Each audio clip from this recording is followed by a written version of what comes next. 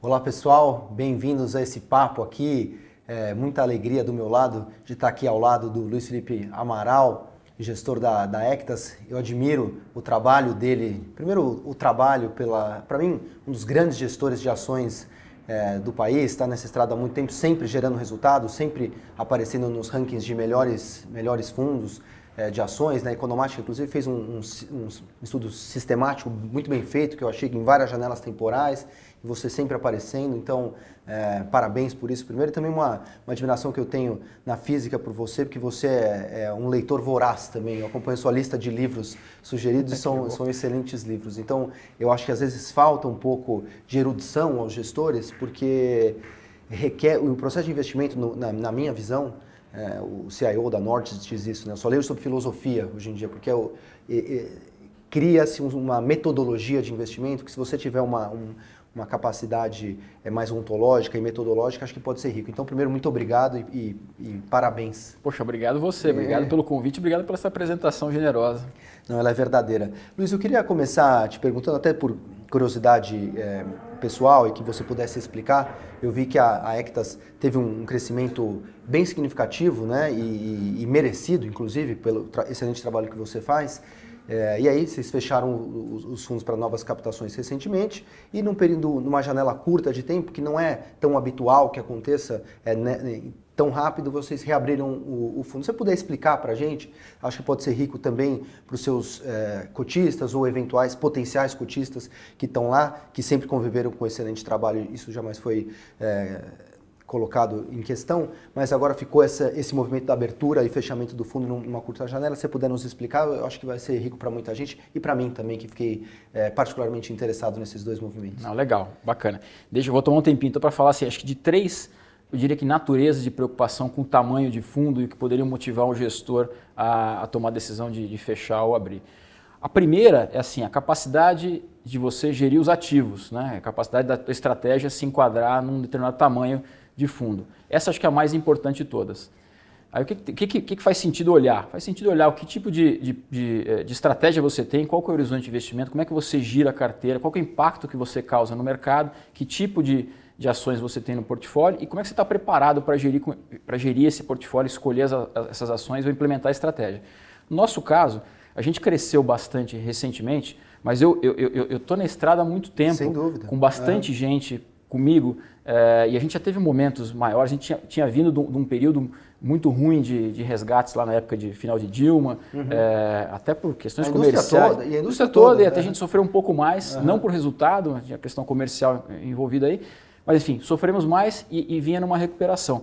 Mas o fato é que eu tenho eu estou no mercado há muito tempo, comecei no mercado no meio dos anos 90, tenho quase 25 anos de mercado, já acompanhei várias crises. Lá no começo era uma crise por ano, depois começou a passar, passou a ser uma a cada 10 anos, mas já vivi situações como essa várias vezes.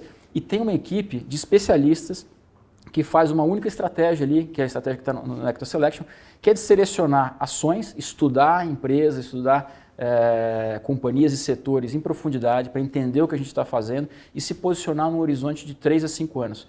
Eu tenho com isso um giro da carteira pequeno. Então, o impacto que eu causo no mercado com o tamanho, ele é muito menor do que outro gestor que pode girar a carteira mais. E do ponto de vista como eu falei, de equipe, de estrutura, eu tenho sócios que são sócios super experientes, que estão comigo, não só são experientes e conhecem setores em profundidade, mas trabalham junto há muito tempo. Eu tenho um dos sócios que está comigo, que é especialista setorial, há 16 anos, tem outros dois que estão há 12 anos. A gente passou, inclusive, pelas outras crises. Em 2008, a gente viveu junto, aprendendo junto, enfim, implementando a mesma estratégia junto. Eu tenho um outro que entrou no ano passado para reforçar a equipe, que é uma pessoa que eu conheço também há décadas, acompanho o trabalho dele, super experiente de mercado, Vinícius. E a gente tem uma equipe de analistas que dão apoio. Eu tenho 3 gerações de gente lá. Eu tenho 47 anos de idade, eu tenho 2 sócios na faixa dos 40, tenho 2 sócios na faixa dos 35, depois tem uma equipe de gente entre 30 e 24 anos, pessoal mais novo, que faz o trabalho de análise e busca de dados e tal. Então, assim, a gente está super bem preparado. Tenho 20 pessoas ao todo, na equipe de gestão são 11 só fazendo trabalho de análise. Eu não tenho preocupação nenhuma com a questão de capacidade de gerir esse volume de recursos. Não é essa a natureza. A segunda natureza de preocupação que o gestor pode ter é do lado operacional, não operacional de implementar as estratégias, mas lá o relacionamento com administradores e distribuidores, na medida que você começa a ter uma quantidade muito grande de cotistas novos, aí tem a história de resgate e aplicação, comunicação, cálculos de rebate e tal. É um back-office que não tem a ver com investimento, que a gente, com o crescimento, precisou reforçar. Então, contratei bastante gente para lidar com isso. Tem uma equipe de tecnologia que a gente montou para, inclusive, digitalizar processo, ficar até mais ágil e em processos internos do que a maioria dos gestores. Estou tudo bem tranquilo com isso. A terceira preocupação que a gente pode ter é do lado passivo. A gente não está só gerindo ativos aqui, escolhendo ações. No final das contas, você tem um condomínio que a gente tem que gerir. Né? Eu, como gestor, tenho que me preocupar com isso, que são os investidores. E o que aconteceu foi que cresceu rápido no ano passado. É saudável para um fundo, um condomínio, você ter investidores entrando ao longo do tempo em cotas diferentes. Por que isso? Porque eu não quero ter, idealmente, muita gente insatisfeita. O cara entrou no final do ano, aí pega uma queda como essa, tem muita gente insatisfeita. Né? Então, assim, é interessante acontecer ao longo do tempo. Então, eu tomei a decisão de fechar, não por capacidade, não por questão operacional interna, mas porque eu queria esperar as pessoas ganharem dinheiro ao longo do tempo comigo e tal, ficar um pouco mais resiliente e a gente abriria novamente lá para frente. O que aconteceu desde que eu fechei, que faz pouco tempo, aconteceu um evento completamente diferente, inesperado, que impactou preços de mercado da maneira como a gente está vendo agora. A gente vai querer discutir sobre isso, mas as condições de mercado hoje são completamente diferentes de há um mês atrás. Na minha visão, dá oportunidade de um investidor que tem um horizonte de longo prazo fazer um posicionamento num ponto que historicamente se mostra super interessante. E do ponto de vista de qualidade de passivo do investidor, que é aquele cara que entende a sua estratégia, confia em você, é o melhor momento para captar. Entendeu? Porque assim, a gente está com um momento de incerteza, o mercado caiu, o dinheiro que entra nesse momento é aquele cara que de fato está me dando um voto de confiança muito forte. Então assim, eu gostaria muito de ter mais gente desse tipo, que sofreu uma perda, viu a incerteza de mercado, mas confiou em mim e aplicou. Então é muito saudável para a gente reabrir agora para deixar essas pessoas, eventuais pessoas entrarem. Eu tenho na base de investidores todos os perfis de investidores. Eu tenho desde dos institucionais, grandes fundos de pensão, eu tenho as famílias, grandes grupos familiares sofisticados, com investimento no mundo inteiro, fora, conhecem gestores do mundo todo. E tenho, assim, mais recentemente, o fenômeno é que muita pessoa física vem aportando. A sinalização que eu tive de várias das conversas com investidores, inclusive com esses mais sofisticados, é que a vontade, informação ontem, uma dessas grandes famílias, a vontade é aumentar, querem aumentar, vão aumentar agora. Então, assim, para mim, como gestor, é muito interessante reabrir o fundo nesse momento agora. Essa razão, o negócio que pode parecer, pô, esse cara não sabe o que quer fazer, né? Fechou o fundo, reabriu, mas a razão é essa, tem uma circunstância muito diferente do ponto de vista de passivo. É o momento que faria muito sentido se a gente conseguir captar nesse momento. Falando um pouco do passivo aqui, uma curiosidade também, como você vê, porque acho que você falou precisamente aqui, né? O cotista que conhece o seu trabalho, que confia, você tem um relacionamento próximo com algumas famílias, os fundos de pensão, e também não sou partidário dessa tese de que a pessoa física não sabe, entra muito na onda. Às vezes quem tem mais risco, né? Tem o passivo de uma família que é ultra sofisticada ou aquele outro que tem 10 mil cotistas de varejo que pode individualmente não serem tão sofisticados quanto a família, mas eles são mais esparsos, né? Então, talvez tenha menos risco de passivo, você está super diversificado. Mas, ao mesmo tempo, também tem o fenômeno das plataformas hoje, né? Então, que às vezes dá um incentivo ali para...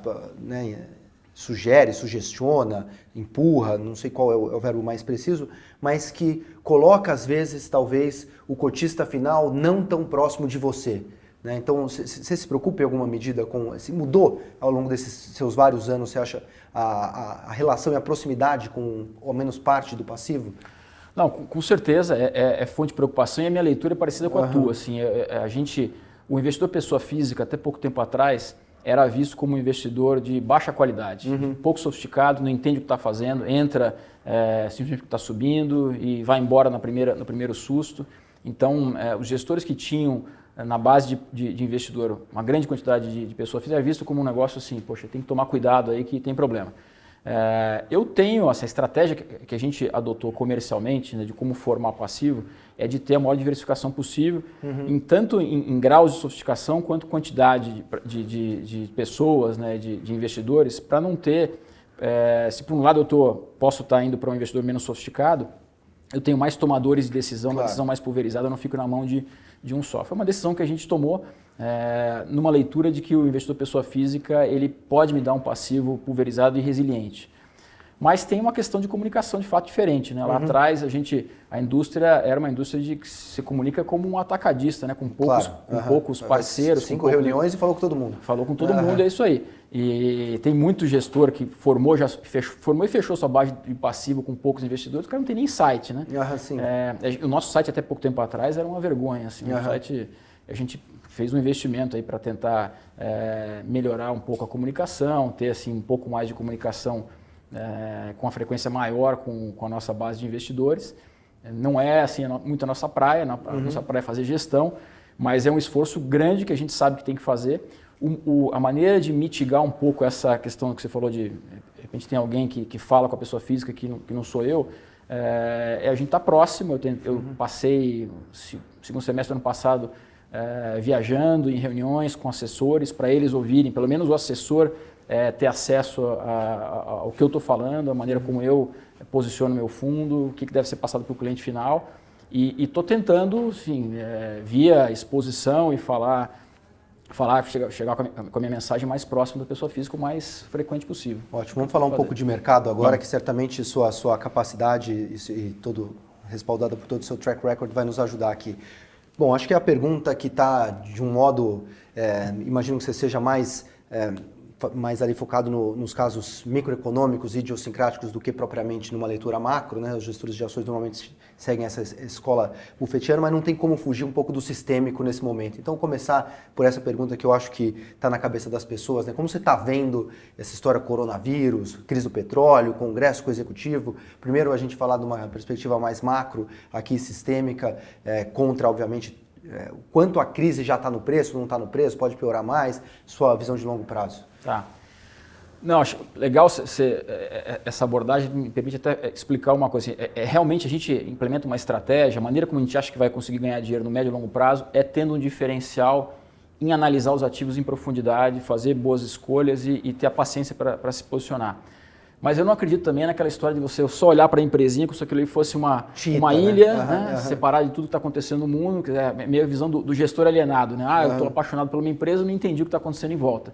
Então é muito importante também no nosso processo de gestão tentar entender em que ponto do ciclo mais ou menos a economia está. Eu não acho que a gente tem capacidade de prever quando vai ser o PIB do ano, quanto vai ser a inflação ou o dólar, né? Eu realmente não acredito nesse tipo pelo menos de recorrência de acertos com esse tipo de estratégia. Mas é importante entender em que ponto do ciclo. Minha leitura antes dessa crise era de que a gente estava lá fora, assim, os mercados desenvolvidos globais, já numa fase bem avançada do ciclo. E aí, por quanto vai perdurar, é difícil dizer, mas assim, vamos dizer, fase final do ciclo. E aqui dentro, numa fase ainda inicial. A gente tem ainda bastante coisa para acontecer, mesmo com uma inversão lá fora. Minha leitura é que a gente tem elementos suficientes aqui domésticos para se sobrepor a um vento contra que aconteceu lá de fora. Essa era mais ou menos e eu uso isso para fazer gestão de risco, né? Para entender, enfim, como é que eu vou estar exposto junto com a visão de preço na minha carteira. Então, a gente usa, de fato, a questão da análise macro.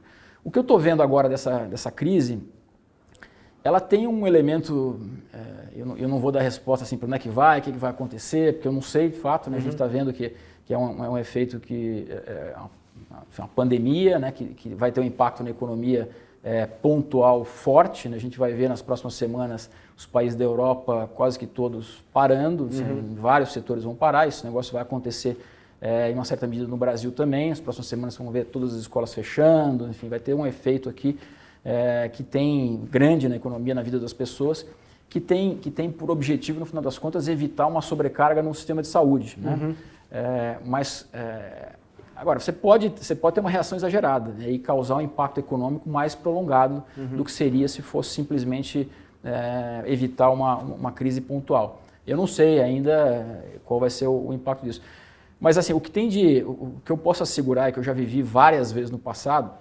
Eu comecei falando que eu comecei no mercado no meio dos anos 90, a gente tinha de fato... Era uma crise por ano. Era uma crise por ano. México 95, Tailândia 97, Tigres Asiáticos 98, 99 Rússia. 99 Rússia, o TCM, bolha da internet, depois... Apagão Argentina. Depois aqui aí no Brasil. Lula, e aí foi embora. E aí teve um tempo longo que permitiu os preços subirem, juros caindo, alavancagem subindo e criou meio que um ambiente também para se tornar para se fazer um problemaço ali em 2008, depois veio o subprime e tal, e fazia mais de 12 anos que não acontecia alguma coisa grave.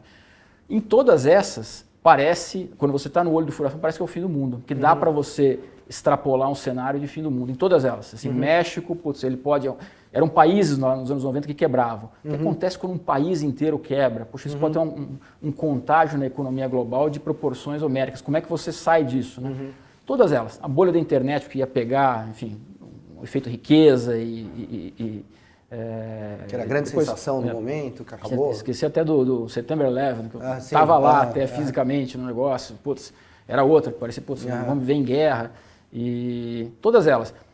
Essa é uma que a gente está agora extrapolando também e vendo putz, o que pode ser o pior cenário. O que acontece normalmente nesses ambientes de medo é que se reflete em preço, geralmente um certo exagero, que é o exagero de você precificar um peso muito grande para o pior cenário. E se diminui aqui a chance de ter um cenário não tão ruim. Então os preços acabam exagerando. O histórico mostra que nesses momentos, apesar de eu não ter conhecido nenhum investidor que conseguiu acertar o traseiro da mosca ali, o momento que o mercado virou de fato e começou a subir. Mas mesmo nesses patamares, né, patamares de medo, de pânico, para quem tem um horizonte médio e longo prazo, acaba sendo um tremendo ponto de entrada, um tremendo bom investimento. É a leitura que eu tenho desse momento também, apesar de não ter as respostas todas para onde é que vai, se acabou, se vai ter. Ninguém tem, né? Essa acho que é uma importante questão também. Assim, putz, eu até acho que as coisas podem ficar um pouco piores no curto prazo, mas a pessoa tem que estar financeira e psicologicamente preparada para isso. Não adianta achar também, eu acho, que já passou, né? Todos esses headlines que você falou aí, putz, a França fechou, a Alemanha fechou, as escolas brasileiras fecharam, você vai começar a se preocupar, eu vou preocupar com a minha mãe, né? É isso aí. Então, são essas coisas que a pessoa tem que estar preparada para ver a bolsa caindo um pouco mais e tal, mas que no longo prazo esse negócio volta. Essa não é a hora de você desesperadamente sair sacando os seus investimentos de risco. Até acho que você deve se proteger um pouco, né? Aumentar a sua reserva de liquidez, comprar $1, um ouro aqui e ali, mas certamente não é de abandonar por completo o seu plano de longo prazo, né? Eu acho sim que o curto prazo pode ficar até pior, mas que a minha tese estrutural de longo prazo, para mim, eu sigo com ela intacta. Não sei como você vê isso. Não, é a mesma coisa. Mas isso que você falou das pessoas se prepararem psicologicamente e tal, é difícil pra caramba. É super, não, para falar é fácil, né? Falar, exatamente, falar é super legal tal, e quando você tá numa outra situação, quando não tá vendo medo e tal, fala, poxa, compra na baixa tal, a baixa são esses momentos que acontecem na baixa. A baixa, a outra baixa, vocês estavam falando de compra, e a gente também estava bastante positivo, era lá no final de governo Dilma, onde as pessoas falavam, vinha um pânico, né? Exatamente. De, poxa, próximo passo é a Argentina, depois a gente vai ver a Venezuela, então não é fácil, e tem até um comentário que eu vi há pouco tempo atrás num paper do Alexandre Schwartzman, que é próximo de vocês aqui, falando assim, a gente tem uma reação natural, né? Dentro de cada um de nós tem lá um Australopithecus, né? No final das contas, assim, é o cara que reage ao medo, né? A gente tem naturalmente no nosso sistema operacional aqui embutido uma reação meio que medular, que aparece o medo, você corre. Né? Sim. Porque, assim, isso é importante para a nossa sobrevivência como espécie. E isso não é algo ruim, necessariamente. Não é algo ruim. A gente está aqui por isso, né? Assim, porque a gente... Aparecia o barulho ali na floresta, corre. Depois você vê se ela é leão ou não. Né? O cara que ficou esperando para analisar... Alguns deles ficaram vendo o caminho. Agora, isso para a sobrevivência foi essencial, mas como método ou como atividade de investimento é uma reação muito ruim. Né? Você acaba... Uma vez que você, eu acho, evita o risco de ruína, né? Ou seja, assim, eu não posso me levar para uma situação de alavancagem, eu não posso sacar o dinheiro na pior hora... Uma vez que você fez isso, assim, agora não é hora de correr. Agora, isso aí. Uma vez que você conferiu que não é o leão, talvez seja um bicho que pode me dar algum trabalhinho, mas não é um leão, não é um caçador que vai me dar um tiro, então eu posso ficar aqui quieto, né? Não é hora de correr. Acho que esse é talvez um mindset. É um bom, mas tem uma outra máxima de mercado que se fala, que é if you're gonna panic, panic first. Né? Então assim, se você vai entrar em pânico no meio de uma crise, faça isso logo, panica logo, né? Corta teu risco logo. Porque se você for tomar a decisão você correr o risco de panicar no meio de uma crise... É corrida atrás do rabo, né? E você vai tomar uma decisão de investimento horrorosa, que provavelmente vai sair muito próximo de um bottom aqui, né? Então, enfim, é hora nesses momentos de incerteza, de dúvida, de medo do jeito que está. E quando a gente coloca a palavra morte, né? Aqui o que tem diferente das outras crises, as outras eram fenômenos econômicos, na minha interpretação, até muito mais profundos do que de agora. Nesse tem a palavra morte vinculada ao problema, né? Então gera lá o pânico total. Até o Schiller falou isso, né? Dessa dupla epidemia. A epidemia do vírus em si e a do pânico sobre o vírus, né? Aí fica uma coisa realmente... Luiz, e agora para explorar outra das suas habilidades aqui, para a gente já caminhar para o final, conta um pouquinho de algumas ações específicas que você acha que são legais, que compõem o fundo, e para as pessoas que estão nos assistindo, que têm alternativas de investir lá no fundo, depois você conta também em quais plataformas o fundo está aberto para as pessoas que gostam do seu trabalho. Eu acho que elas deveriam gostar do seu trabalho, que você faz um trabalho espetacular, mas alguns cases que você gosta, que você segue confiante, que, claro, podem sofrer um pouco mais no curto prazo, porque isso é randômico, né? Mas que, para quem tiver esse mindset de longo prazo, conseguir atravessar, você acha que vai ganhar bastante dinheiro? Tá. Assim, a carteira, né? Eu até entendo que tangibilizar a estratégia é importante falar das ações específicas, mas para mim... Se não quiser, tudo bem também, mas assim, porque eu também entendo isso, é super complicado, essa história de assim, putz, eu vou falar de Oi aqui, né, que é uma ação que eu gosto, que é complicada pra caramba, mas eu tenho Oi porque eu tenho outras coisas ao mesmo tempo. Então, eu entendo que se você não quiser falar nomes, mas se você se sentir à vontade... Eu falo nomes, só para pontuar que para mim é muito mais importante a composição de portfólio. Perfeito, né? Aí tem a ver com caixa, tem a ver com gestão de liquidez, tem a ver com perfil de risco. E eu geralmente, assim, 90% do tempo eu estou com uma carteira, quero ter uma carteira entre 20 e 25 papéis, que ali me dá uma combinação de diversificação com ainda, os nomes ainda são relevantes para fazer a diferença na carteira, diversificado em setores. Eu tenho geralmente umas 6 ou 7 posições que representam de 50% a 60% do fundo, são minhas posições core ali, e eu componho o portfólio com posições periféricas, menores, daí eu posso ter empresa com um perfil de risco maior, que eu não tenho apetite para ter posição grande, ou que eu conheço menos, e estou testando o negócio e ganhando conhecimento, ou ações que tenham uma restrição de liquidez, que vão ser restritas, um tamanho bem pequeno na carteira.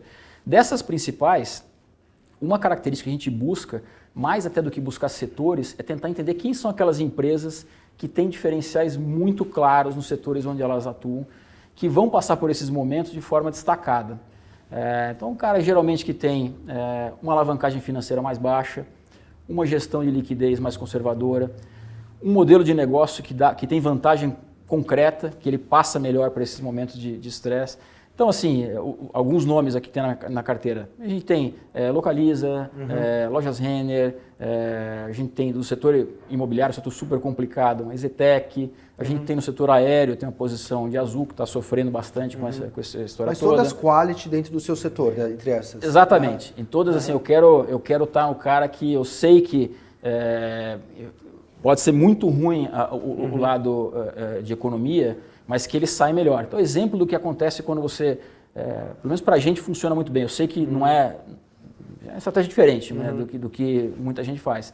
Para a gente funciona muito bem quando a gente olha no horizonte longo, né, pelo menos 5 anos. Desde a crise, né, a crise, a última que a gente viveu aqui no Brasil, que foi um experimento diferente, né, o mundo crescendo, bombando, liquidez, aqui a gente conseguiu tirar 8% do PIB. Né, é um negócio, parece uma guerra que aconteceu só por elementos nossos. Assim, foi uma recessão brutal que aconteceu aqui dentro. Desde então, desde 2016 até agora, alguns desses setores, por exemplo, o setor de aluguel de carro, estava falando de Localiza. Todas as empresas, o setor fora a Localiza cresceu 60%, a Localiza cresceu 160%. O cara estava melhor preparado, melhor estruturado, com diferenciais para, num momento de crescimento, ele sair com vantagem.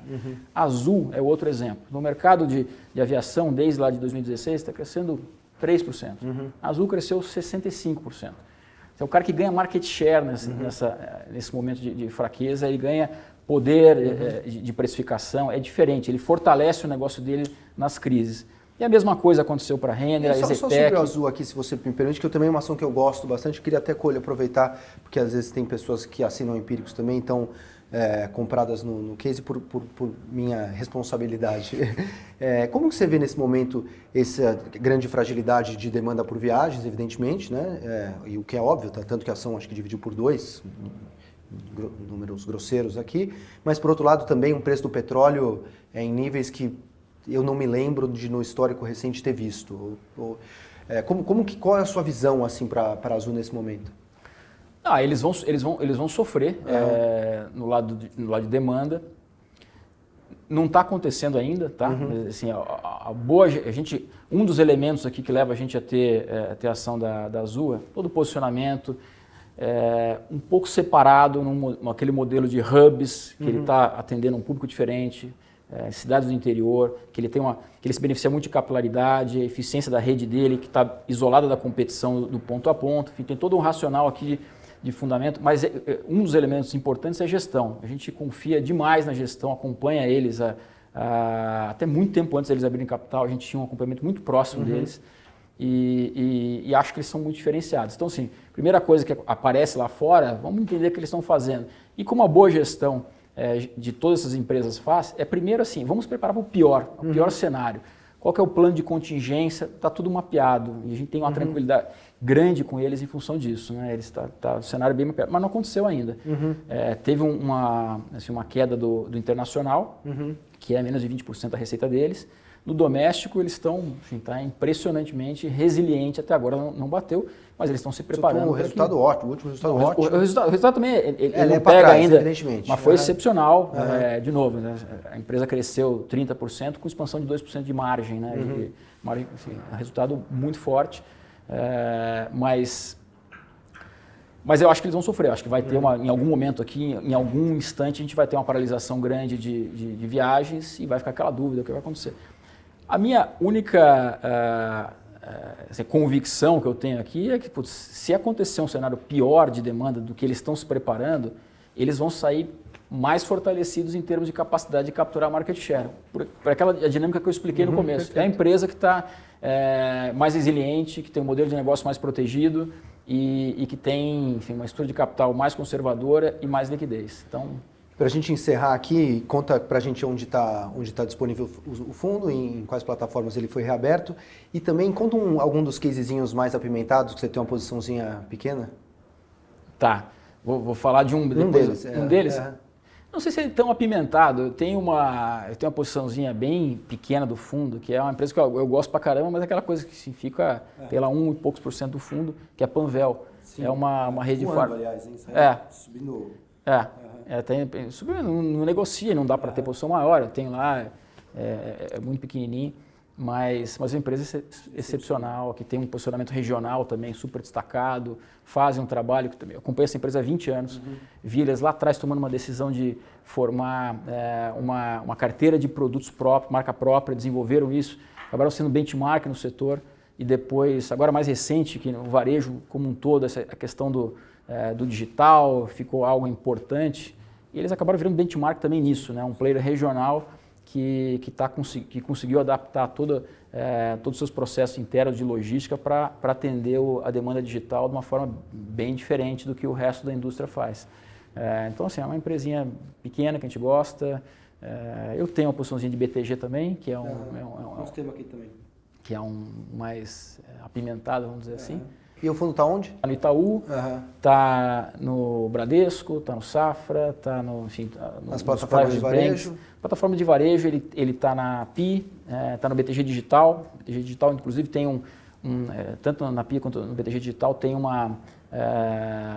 eles disponibilizam uma versão do Equity Selection que chama Equity Selection Mão Amiga, que tem 100% da taxa de administração e performance revertida por um projeto que a gente apoia de um colégio.